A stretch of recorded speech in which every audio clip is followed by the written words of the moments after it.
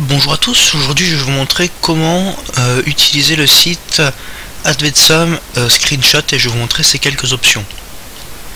Donc Advetsum Screenshot est donc un site, un module complémentaire qu'on rajoute à Firefox, pardon. En fait c'est bon, j'ai déjà expliqué comment rajouter un module complémentaire, je vais pas revenir dessus. Mais c'est un module complémentaire tout con qu'on rajoute à Firefox, donc qui permet de faire des captures d'écran d'une page internet.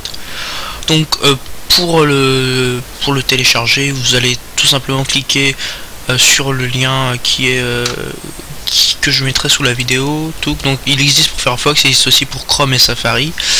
Voilà, donc c'est un truc de confiance, hein, voilà. Alors par contre, sur le dernier Firefox, du moins le Firefox que j'utilise, le Firefox 12.0, il n'est pas téléchargeable. Donc pour ça en fait vous allez cliquer dessus et vous allez faire View Other Version si vous fonctionnez et que si cette version ne marche pas, et puis vous avez les versions antérieures qui marchent peut-être qui marcheront peut-être sur votre version de Firefox que vous avez. Donc après, quand vous allez vous rendre sur une page web, je vais aller sur mon blog,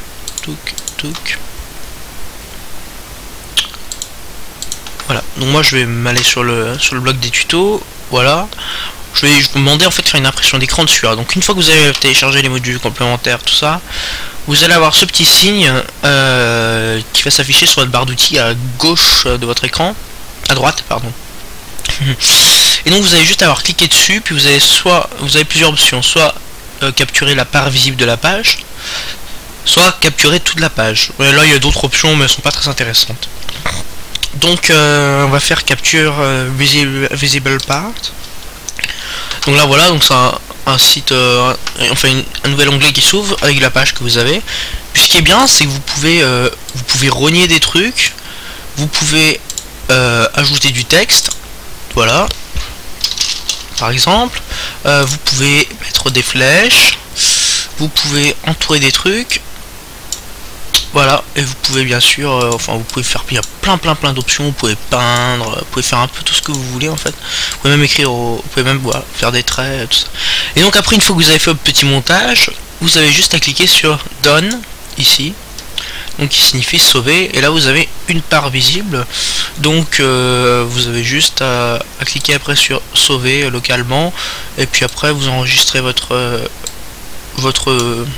impression d'écran où vous voulez. Voilà.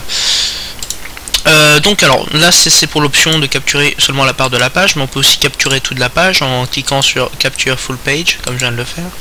Donc là c'est exactement pareil, vous avez les mêmes options, et là quand je vais faire sauver, voilà, j'aurai toute la page qui va s'enregistrer. Je vais vous montrer ce que ça donne une fois qu'on a téléchargé le truc. Donc il le met d'office en PNG dans les paramètres. Vous pouvez modifier ça de façon à ce qu'il le mette en JPEG. De toute façon il y a des sites pour convertir.